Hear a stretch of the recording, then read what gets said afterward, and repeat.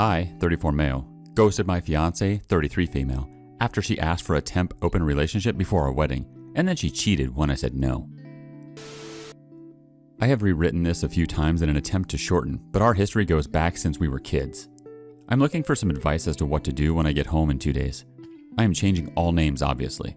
Very sorry for the length of this monster. Jen and I had been friends since we were kids. Our parents were lifelong friends. We grew up together and started dating in our teens.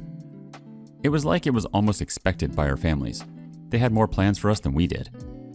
When I was going for my master's, I had to move to another city, and Jen remained in our hometown working on her nursing degree. After a year of long-distance relationship, we decided to remain friends and not have the pressure of our relationship control us. We both remained best friends, and we both dated other people.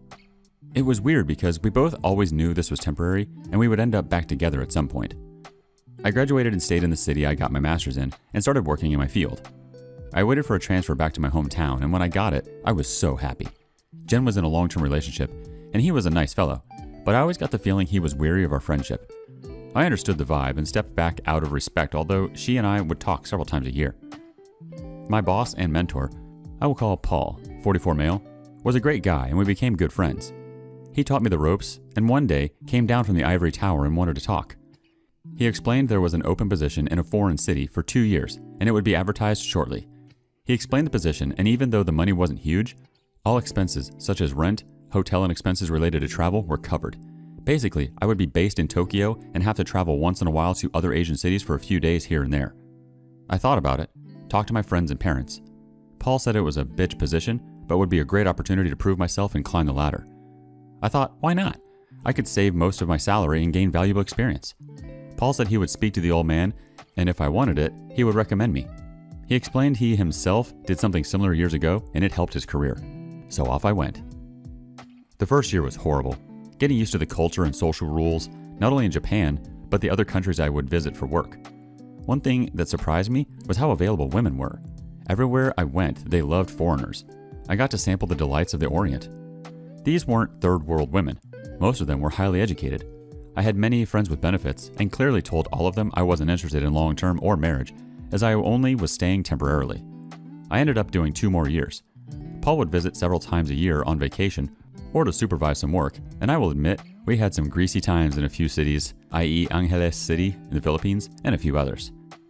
Contract was over and I went back home. Put a nice down payment on a house just outside the city. After living in a city of 37 million, I needed some space. I was home for a month, and while visiting my parents, Jen was there.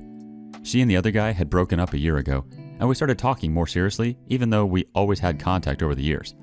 We started dating again. I held off having sex as much as I wanted because I was afraid really of what would happen. I had developed an addiction of having various partners while in Asia, and was trying to control that desire before Jen and I got serious. I mean, everyone including Jen knew I dated, but on social media, there would be infrequent photos of me and different women. My mother called me a whore master a few times, and well, to be truthful, it kinda stung. Now is when things start to fall apart. Jen and I slept together, and for a lack of a better word, she was very surprised.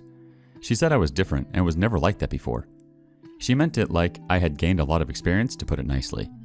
She asked me some questions, and I admit I did trickle truth her. I didn't tell her the exact number, because even if it was divided by 3, it was scary. I had no doubt that I was and could be faithful to her. The seed I had inadvertently put in her mind that night would create some serious issues later. Now, of course, our families were thrilled we were together. It was always supposed to be this way.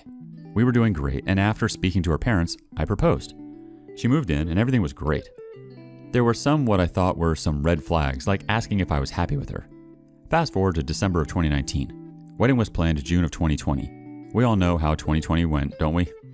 Christmas was great, and close to New Year's, we would have the first D-Day.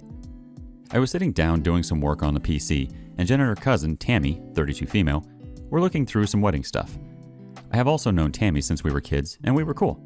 Jen asks if we can talk, and Tammy walks into the living room and sits on the sofa. I went to sit at the table to talk to Jen. She starts by saying for me to not interrupt or freak out. She wants to talk about something. She then explains our difference in the bedroom and says she believes I wouldn't be satisfied with her and eventually I would cheat on her, and she didn't want our future children and relationship to be ruined if I stray. So here I was thinking, great, I'm about to get dumped. Just as I am thinking things can't get worse, I hear the infomercial guy in my head. But wait, there's more. Jen asked me if I was willing to open the relationship so she could gain more experience and it would help her feel less insecure. She states I should not be worried, as I am the only man she ever loved, and that's why none of her relationships had ever led to marriage. I did agree with her on that point, as I felt the same. Now, of course, I think this is a joke, and she is not serious at all. This really can't be happening, right? Since this was a year and a half ago, I will try my best to recall the main points. She says she will only be with random people and never with someone we know or work with.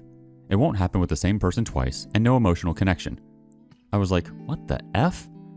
When I realized she wasn't joking, I lost my breath. Didn't think it was possible for a heart to skip a beat and jump to the center of my throat. I'm not an angry or violent person, but now I am yelling. I'm starting to understand why Tammy stuck around close by. I yelled, "Tammy, did you put her up to this?" Tammy says she is just there to support Jen. Wow, thanks so much. So then Jen says I am free to do as I wish under the same rules, and I said no. I am so pissed at this point, and even writing this now I am raging. I then said, I don't want one-night stands. I just want one person. She says, who? I looked at Tammy and nodded in the eyes and said, I want to F Tammy. Now I get a rise out of Jen, and Tammy wasn't expecting that, and she is a bit red in the face and now uncomfortable. Jen says no. She is family and someone we both know, and it is gross for me to even suggest it. I am now totally in bizarro world. Where the hell did this come from? We argued back and forth for a bit, and I told her if she does this, the relationship is over. I am totally against this, and I love her, and we can work through everything together, but not this. I stormed off, grabbed my pillow, and went to the guest room. I could hear them downstairs for a bit, but couldn't hear what they were saying. It would have been a hilarious joke if it didn't last for an hour of conversation. I didn't sleep all night, and was a bag of crap at work the next day. Jen started 2 weeks of night shift that day, so at least we wouldn't be home together for that time, and we could both cool down and revisit this later. Dinner would be in the fridge for me every day with an I love you note. She would text frequently, but I kept my answers short. Thursday night of the next week of her night shift, I go to the PC to work over some files, and I notice an email notification on her account, and it's a hotel reservation for a good hotel that's close to my office. I know it well, as I go often with coworkers.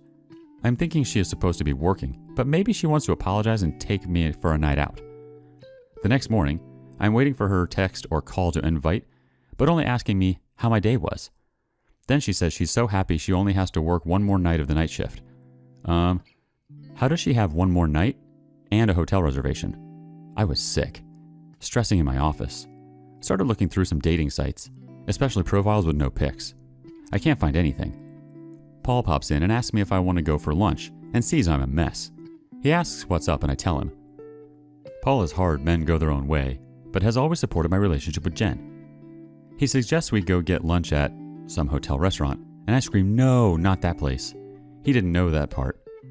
We actually go for lunch, and I am sick to my stomach. Can't eat. Don't even want to drink. He says I can't work like this, and I can take as much leave as I can. Paid and unpaid if needed. I told him I can't be there at my house anymore. I can't see her, and a part of me wants to believe it isn't true. I rush home and put as much of my crap in my car as I can and go back to the office. Paul says let's go stake out the hotel and wait for her to check in. I mean, I am no PI or detective. I am more like Inspector Clouseau. I was really resisting this, but I really had to know. So we go set up in the lounge bar, and I start pounding them back and waiting, still hoping this wasn't real. Around 6:30, Paul taps me on the shoulder, and there she is at the front desk, and not in uniform. I want to strangle her, scream, spit, cry, I don't know. We wait for 10 minutes after she gets in the elevator, and Paul and I walk to the front desk. I ask the reception to put me through to Jen blank blank room, and it rings. As soon as she answered, I just started yelling into the receiver and sounded confused. Jen, I told you if you did this, it would be over. I am done. Wedding off. Relationship over. And I hung up and got my butt out of there. Now where to go? I went back to Paul's, and now my phone is lighting up. The only person I called was my dad, and I explained in PG-rated terms what happened, and I need to leave town for a bit. It wasn't a discussion, and I feel bad for how I spoke to my old man. Phone didn't stop for 2 days. Everyone under the sun called me, and I didn't answer. I didn't know what to do. The only way I could explain how I felt was like walking around underwater. Paul mentioned some financial things I should deal with to protect myself. I wasn't even thinking about that. The house, wedding, loans for the car. We kept separate accounts, and one for the wedding, and one for house-related bills. I couldn't care less. The next day, I emailed Jen and said this would be our last contact, and I was leaving the city for a while, and the wedding and everything else was off. I called my dad back and spoke with him at length, and while he was crushed, he understood I needed time and space. He said he still hopes that we could work it out. 10 days later, I boarded a plane and traveled to Bali. I never answered any of her or anyone's messages or emails. I don't know if she left the hotel that night or stayed. I didn't care. I eventually landed in Bali and climbed into a bottle for the next month and went offline with the exception of my dad and work. Didn't even care if I got fired. I wish I could say I enjoyed myself, but was mostly just drunk. I felt a lot of rage and shame and hate about how things went down. I kept in touch with Paul about my leave, and after 3 weeks he asked if I could run back to Tokyo to look after some things. We talked about the new global virus, and I mentioned coming back to Canada to settle things there, as I was hearing rumors of potential lockdowns. I got to Tokyo on March 1st, and it felt good to get back to work, even if it was just a little. After hearing lockdowns were coming, Paul mentioned me getting back to Canada, but I said, meh, it's only going to be 30 or 60 days. I need some time to plan my next move. 30 to 60 days. F me. I was still in Japan for another year before I got vaccinated, but by this time, I didn't really want to go home. My house was rented out, and I was talking to family but refused any info about Jen. On September 21st, I received news my dad had a heart attack and was doing well, but would need a triple bypass. This surgery is serious. Not as serious as it was 40 years ago, but I still wanted to see him, and just in case. I know when I get home, it is just going to turn into a crap show, and I really didn't want that. I just want to see my folks and thank Paul for all he has done for me, even as selfish as I was. But I know I'm going to have to see her, and I have no idea how I'm going to feel or think. I'm so sorry for the length of this. Even still, I left a lot out. Any advice, tips, or insults would be appreciated. I'm flying out in 4 hours and will land in about 24 hours. Update. After landing, I went to see my dad. He is looking good and actually looking forward to a surgery. Mom is doing well, but obviously masking concern. I spent almost the first 24 hours by his side, and I think we talked about everything under the sun. But nothing heavy. Don't want to stress him. Told him I am here for him, but I am using this trip to reorganize my life. Close some doors and open some new ones. On day 2, Paul and me met up at a local spot close to the office. Paul is already driving the booze into him already. We talked for a bit back and forth, talking about my dad, work, and he asked me if I had any contact with Jen, which I said no to. He then informs me the old man, the boss, wants to see me, but considering my father, it can wait. I know I am in deep and tell him may as well get it over with. I have a list of things I need to accomplish this month, and I may as well start knocking things off of it. Meeting Jen is one of them. I entered the office for the first time in what seems like forever. Many faces missing, a few new ones, and the usual suspects. A few people nodded at me and greeted me. We headed up to the old man's office, and I had never been there before. We walked in, and he motions for us to sit down. I had never spoken to the old man before.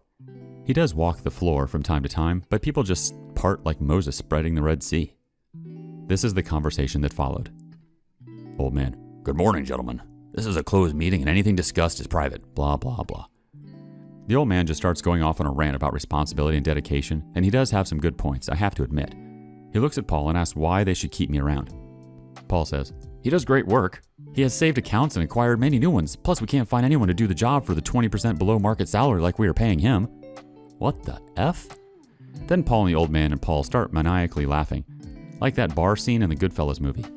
The old man wipes away a tear from his eye and tells Paul that's why he's the best VP he has. I make a good salary, but come on, man. I feel quite slighted. The old man looks at me and leans in. Listen, kid, I know you had some problems with your woman, so let me give you some advice.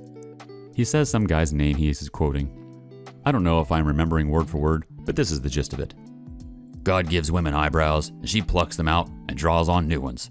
God gives a woman a face, and she paints on a new one over it. God gives her breasts, and she buys a push-up water bra. God gives her a form, and still not satisfied, she buys slim-fitting clothes to change that form. If God himself cannot please her, then how can you? Brother, please don't kill yourself. Well, that kind of blew my mind a bit, I must say. The old man looks at Paul. I can trust you to handle this properly? Your mother will kill me if I have to fire you. So now it kind of hits me. They are effing related. Paul and I walk out, and I look at him and say, 20%, man? Really? He puts his arm around me and says, don't worry about that, I got you covered. So, am I getting fired or disciplined? No, dumbass. You're getting promoted. And he puts his arm around me and kisses me on the side of the head. You could have told me that beforehand, you dick. Nah, it was much funnier this way. I missed you, kid. Now let's go get effed up. It's 8:30 in the morning, Paul. Who does that? I do. You still have a lot to learn about enjoying life. Doesn't surprise me with this guy, really.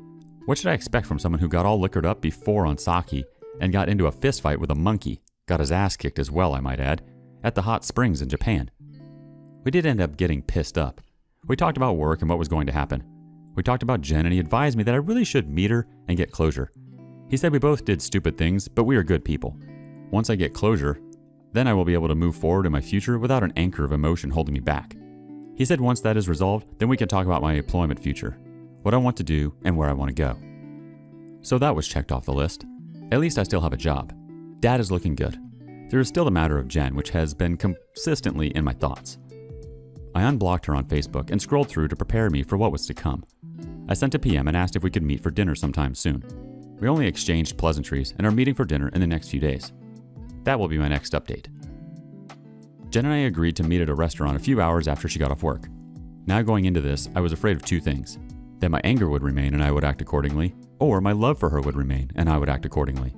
I was hoping to find a comfortable median in the gray area. All my plans flew out the window the moment she walked through the door. She looked wonderful. She smiled and walked over, and my stomach was in my throat. I wasn't this nervous when we lost our virginity together. We shared a short, awkward hug, and I could smell my favorite perfume on her. Is she about to love bomb me or play some emotional tricks? Is she in another relationship and here to show me what I missed? No rings on her finger, even the one I gave her. We talked about my dad first, and she told me she always checked in on him when she was on shift and assured me his surgeon for the upcoming bypass was one of the best. We kick around small talk like her extreme workload during the pandemic and what I experienced during lockdown in Tokyo. I was seriously getting ready to crack. I can assure you, I was calm and collected on the outside, but falling apart underneath. I told myself I needed this, to consolidate these feelings in order to move on finally. It seemed we were dancing around the elephant in the room for a painful amount of time, and she finally looked at me and her face changed. The whole conversation after that is a blur. I will recount it to the best of my ability. First, I want to tell you how sorry I am for what happened and for hurting you. Are you sorry you got caught, or actually sorry for how you hurt me? Of course I'm sorry for what it did to you. What it did to our lives and our future. I threw it away because of my insecurity. So did you plan it because of your insecurity, or you secretly wanted to punish me for the people I was with when we weren't a couple? Maybe both. But let me say that any other man that was in my life before we were engaged, I never loved like I loved you. Tim, her ex before me, cheated on me because he always told me that he could never compete with the feelings I had with you. We broke up for that reason. I did not know this. And to be honest, I never felt bad he cheated. I never wanted you to know I was going to sleep with another man. I thought I could emotionally detach from it, and even if you found out, we could work through it, like everything we ever experienced before. You thought very wrong. It was probably the most painful thing I have ever experienced. I didn't need you to be perfect or experienced. I just needed you to be mine. All of them, Jen, every single one, could never add up to what I felt with you. But now I am thinking, was it a real feeling or the projection of the dream of us that our family wanted or the fantasy we expected? It started to get emotional, and Jen excused herself and went to the washroom to collect herself. We were in a good medium-sized restaurant and only a few tables were occupied. Paul tagged along for some support, as some of you mentioned, and strategically placed himself in the sealed-off lounge. I looked over to get some encouragement or a thumbs up, and he is having a rather animated conversation with two rather attractive ladies, laughing and hand gestures, the whole 9 yards. He finally looks over and gives me a questioning thumbs up, and I nod that everything's okay. He smiled, then gave me the middle finger with a smirk and went back to his extracurricular activities. This effing guy, seriously. Jen comes back and we resume. Is there anything you want to ask about that night? It can't be undone. It doesn't matter. Nothing happened. I wasn't even sure if I could have done it. When you called the room, it scared the crap out of me, and I raced down to the lobby, but you were already gone. It doesn't matter now. I'm not here to rehash the past. I want us to work on moving forward. Can you forgive me? Of course I can forgive you, and I do forgive you. You are not a horrible person. You just made a horrible series of choices which put us here. It is not all your fault. I should have been more open and understanding of your worries as well. I was going through a cycle of emotions from love to anger to regret. Part of me wanted to yell at her, and another part of me wanted to take her home and forget this never happened. For the past few weeks, I've been watching these Reddit videos on YouTube, preparing myself for this conversation, and seeing these men punishing themselves for what their significant others had done much worse damage than the actual cheating. I was determined to not be that simp. I start looking at her with the old man's words running through my mind. Painted face, painted nails, and form-fitting dress. Do I even really know her? If this is her outward appearance, is her mind the same? Are all their minds the same? I hardened myself. What now? Is there anything in the future for us? I want you to remember when we were kids and walking home from the park, that vicious dog that approached us. I got in front of you on instinct to protect you, to save you. The owner called the dog and it took off. Just mere seconds really, but when you are 9, that's pretty scary. All these years later, I stood in front of you, loving you and protecting you for whatever would come at us. But this time when I stood in front of you, giving you everything, I had you stick a knife in my back. Just like the frog and the scorpion. This statement really hit her like a bolt, and she lowered her head and sobbed a bit. I wasn't finished. I needed to get it all out. I'm sorry. She takes out the ring box and slides it across the table to me. I leave it there. I don't want this. I am pissed off. You think I want to be sitting here with my heart jumping out of my throat and you crying? I want to be home playing with the baby we would have by now. I can't remember anything said in the next few minutes. She began sobbing and holding her hands in her face. I have said some shitty things in my life, but that one takes the cake. I apologized and said that went too far. It snapped me out of anger mode. The rest of the conversation calmed down, and after I had blown off that steam, we actually had a normal talk just about life in the future. Because our parents are so close and her mom and dad are like my number 2 family and vice versa, we talked about how we could coexist in this realm as friends. Reconciliation is not on the table. She got up to leave and we hugged for a long time. I'm going to leave this here and finish the rest off tomorrow. It's been a long few days.